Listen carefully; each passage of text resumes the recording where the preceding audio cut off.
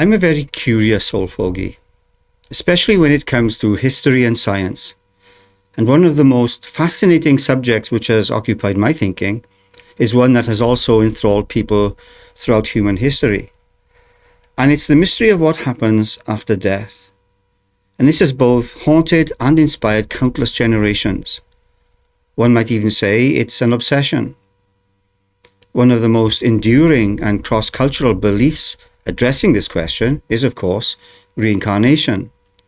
The idea that after death, the soul, spirit, or consciousness is reborn into a new body, beginning life again, only in a different form. The idea of reincarnation is relatively new to me. I would say going back 15 years or so. I, of course, knew of the belief before that, but only recently looked at it in any serious way. But what I hadn't realized is, being a little tup,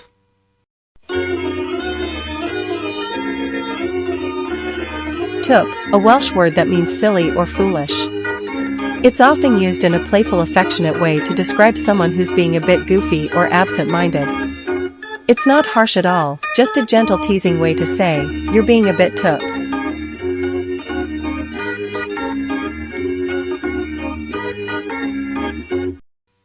As I was saying, what I hadn't realized is that the roots of reincarnation run deep. The earliest known references appear in the ancient Indian Upanishads, written around 800 to 500 BCE, where the cycle of birth, death, and rebirth, known as samsara, is a central theme. From there, the concept spread and evolved across numerous spiritual and philosophical systems.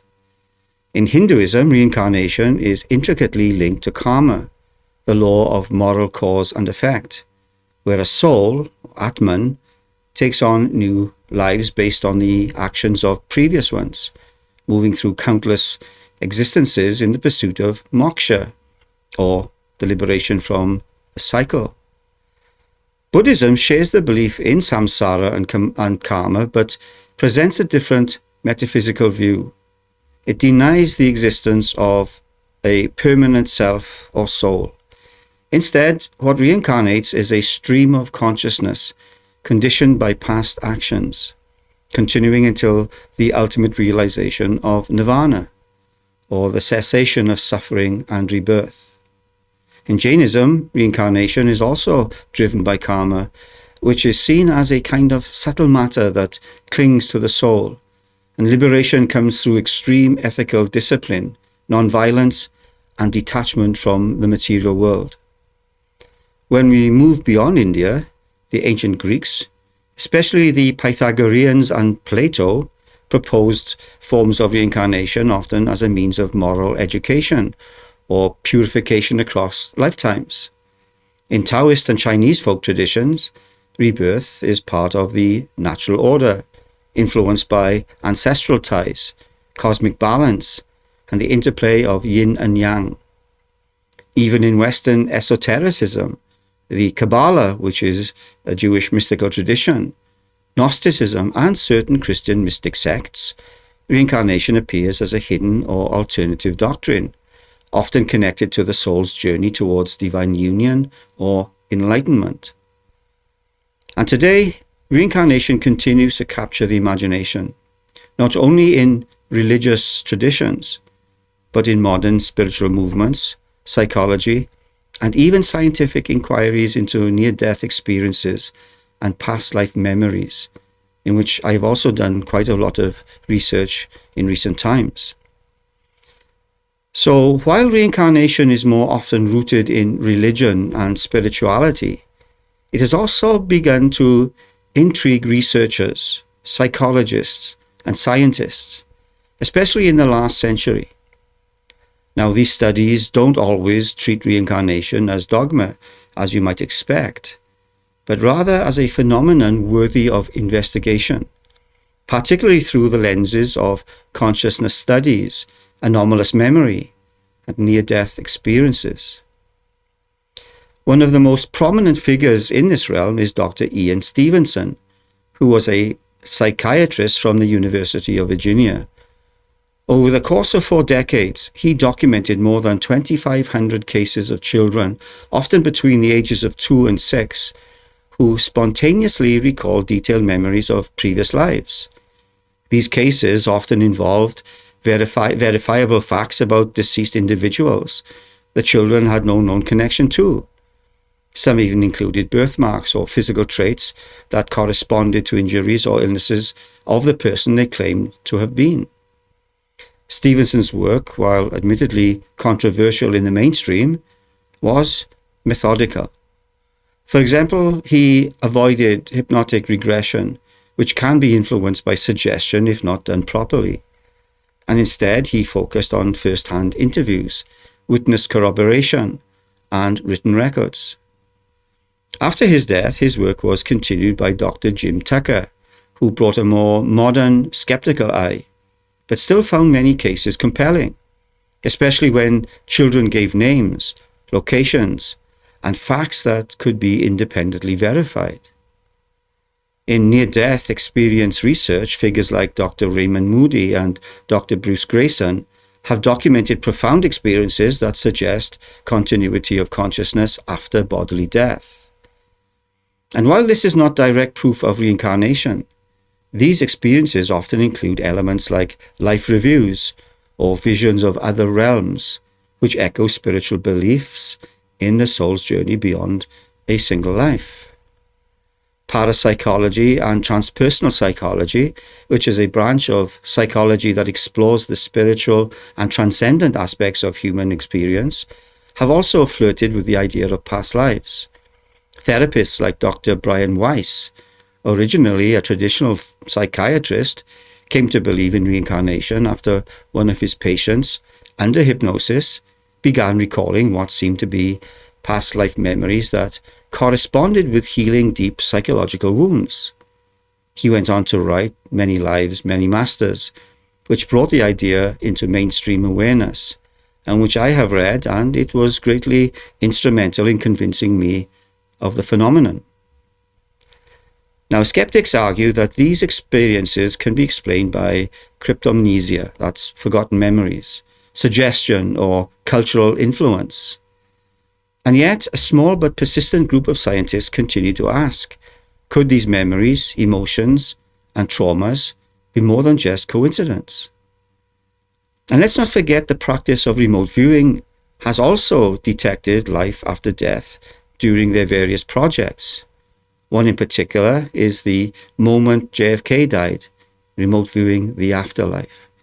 I'll leave a link in the description. On this channel, I have been asking a provocative question. There's a shocker. Is the brain producing consciousness, or is it simply receiving it like a radio tuned into a particular frequency?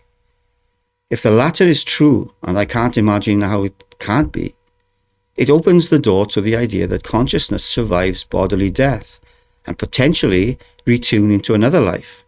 If you have followed me, you will know where I stand. I am convinced that reincarnation exists, and death is certainly not the end.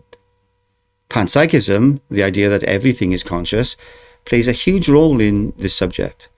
According to this theory, consciousness is fundamental to everything.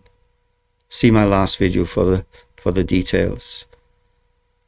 Now, there are a number of reasons why I believe in reincarnation. And it's not only the explanation of ancient traditions, but the many modern proofs which point to life beyond life as a substantial possibility, from personal experiences to NDEs, and even to scientific pointers. I felt the need to look at reincarnation because of all the videos I have done which point to this subject as more than just a belief. I've looked at reincarnation in the past video, but I feel it's time for another look at this fascinating topic, which of course is essential for the prison planet hypothesis to be taken seriously, and also as a confirmation of the previous videos I've uploaded suggesting reincarnation is a fact. So then, let's dive in, because I'm the Grumpy Grandpa.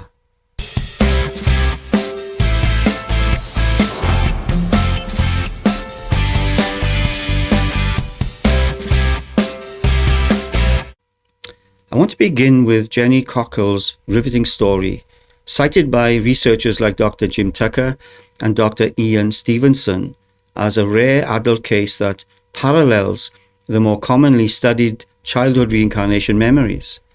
It's compelling not only because of the memories themselves, but because of Jenny's methodical approach to investigating and validating them herself.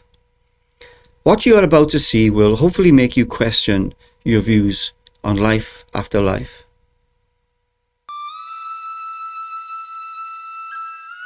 Jenny Cockell believes she is the reincarnation of a woman who lived in a village in Ireland over 80 years ago. This is her story. One of the earlier memories was of standing on a jetty with the wind blowing at me, my shawl wrapped around me to try and keep warm, at dusk, waiting for a boat. And I always wondered what the boat was, what I was waiting for, because I could never remember that bit, just standing there again and again, waiting for a boat.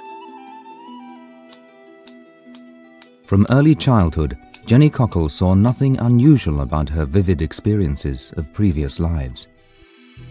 Mary Sutton actually lived in the village of Malahide, just outside Dublin.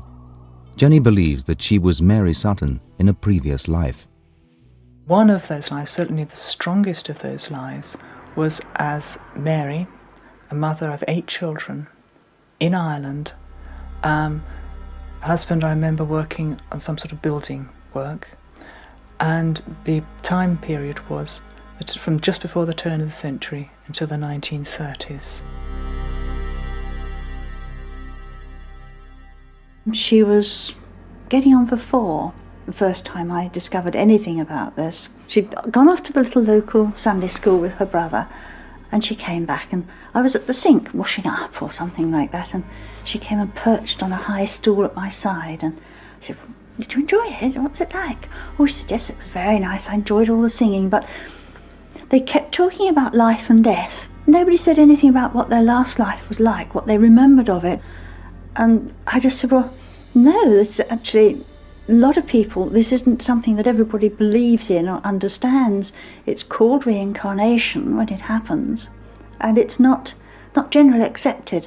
I reached the point where I realised that other people weren't talking about their past lives, and I wanted to know if it was because it was private and you weren't supposed to, or what was the reason. So I started talking to my mother, and then of course it was described to me as a belief rather than a reality, which I found very confusing.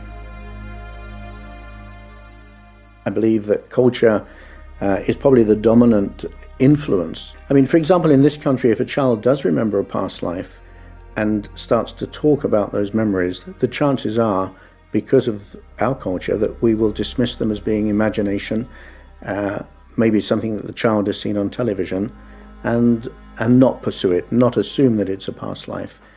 In the cultures that accept reincarnation, it's quite natural for the parents to ask more questions. And if the child is showing really strong emotions about it, maybe pursue it and try and find the past life family. It wasn't, I suppose, until she was about 16 that she started to allow herself to think about what had been going on.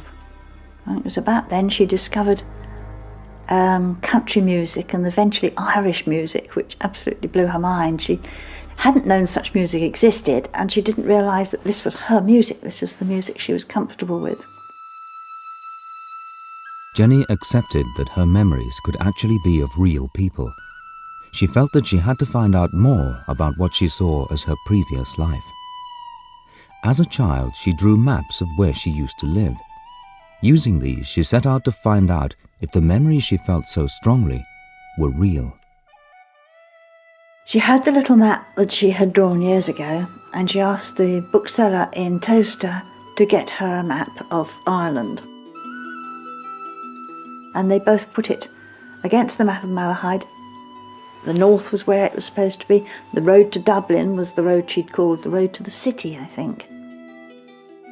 The road where she'd lived as Mary was there. Everything was exactly where she had said it was, which was a huge step forward for her, because it began to feel that this was right. This really was as she had always imagined it to be. The owner of the bookshop was really quite surprised when I put my little drawing next to it, and it was a fairly accurate drawing of the main routes through the middle of Malahide. So I was then able to confirm and move on from there. The memories were right at the front of my mind, and there was no way I could spend years trying to compartmentalise them again. I couldn't shut them away again. So I had to act on it. And it's then that I realised I'd have to go to Ireland.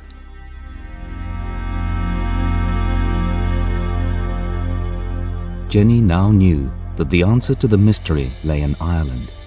She had to find the village that she believed had been her home.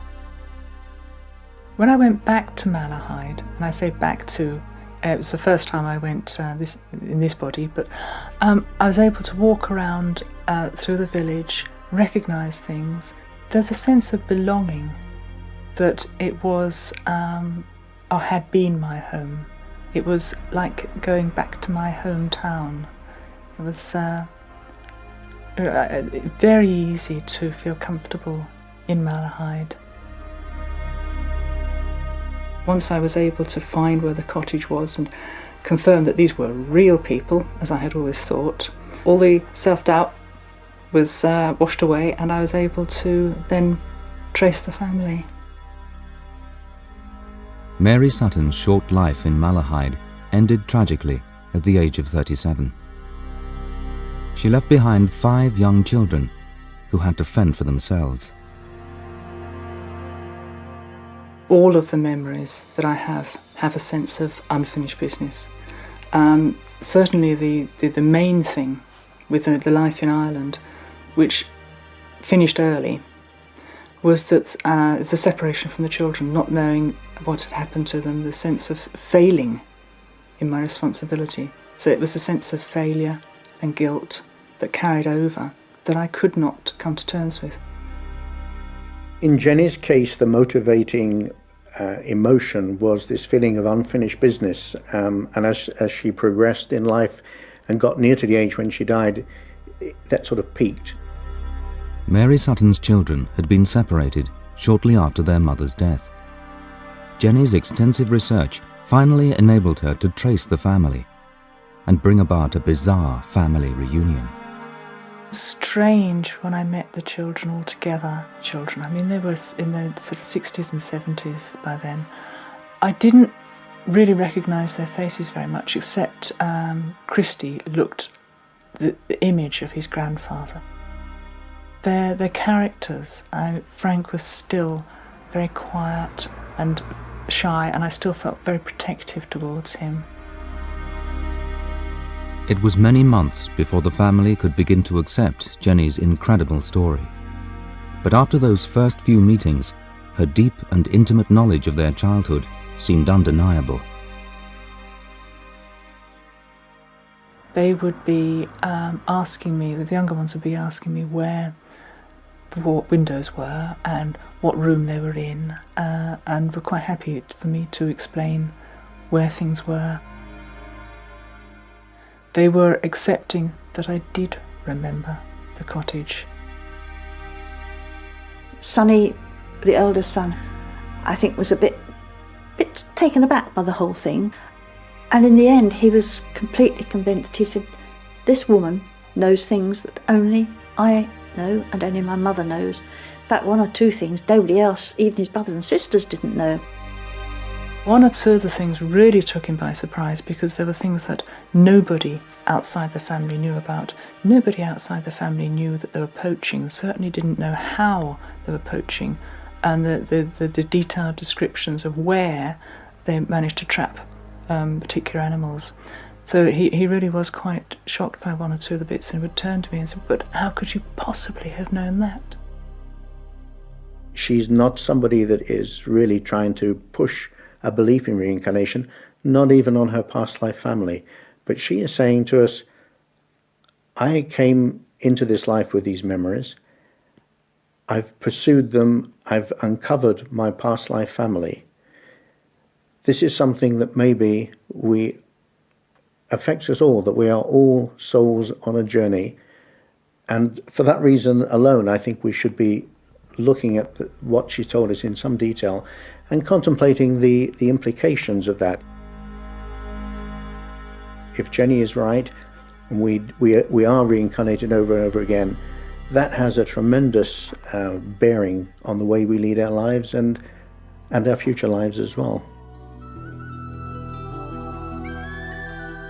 When I met Sonny, the oldest son, he was able to explain that he used to go caddying for the golfers on the island across the inlet, and at dusk he would come across on a little rowboat, little ferry boat, back to the jetty and hand over his earnings, some of his earnings, and his mother was always there to meet him and walk back with him.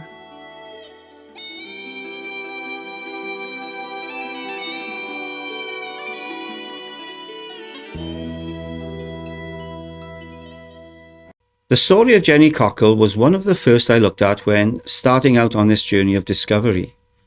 And I well remember the intense emotion I felt as I watched her story unfold, as though it echoed within. There was a familiarity about it. You see, there are moments in my life when something quietly stirs, an almost memory, but not quite a recollection, but more like an emotional echo. It's as if something hidden is gently trying to reveal itself. I'll feel a wave of emotional familiarity, usually pleasant, accompanied by a sense of having been somewhere deeply comforting, somewhere that felt like home, and yet there's nothing in this life I can trace it back to. No specific event, no place I've visited, no memory to anchor it to. Just this strong, unshakable awareness that I've been there, somewhere, sometime. An emotional version of déjà vu. Now, there are some emotional experiences where I can't trace to an event or time or place, but I'm talking about something different here. The emotion is fleeting. At the same time, I've always carried an unexplainable abhorrence and aversion to control systems, especially those that lean towards authoritarianism. I can't truly and fully explain it, but it's visceral. During the COVID era, when restrictions and mandates tightened around everyday life, I felt more than discomfort. I felt something bordering on grief or panic, as though I was relieving an old wound I couldn't name. An aversion so strong, it's something for which I can never forgive the chief players here in the US, like Joe Biden, Anthony Fauci, Tim Walz, the left liberal media, and everyone else who beat the drums for the restriction of personal freedom. It's an unexplainable detestation, loathing, a revulsion that I have for these people and the institutions. These experiences, both the comforting echoes and the deep opposition, feel like threads from something beyond this life. They don't fit neatly into my current narrative, but they feel undeniably real. I can't prove any of this, but the more I think of it, the more sense it makes. I don't have specific memories or anything like that, just an inner intuition. Now, I hope this video has piqued your interest in reincarnation and resonated on a deep level. In part 2, we look at another captivating story of detailed past life memories. But until then, stay safe.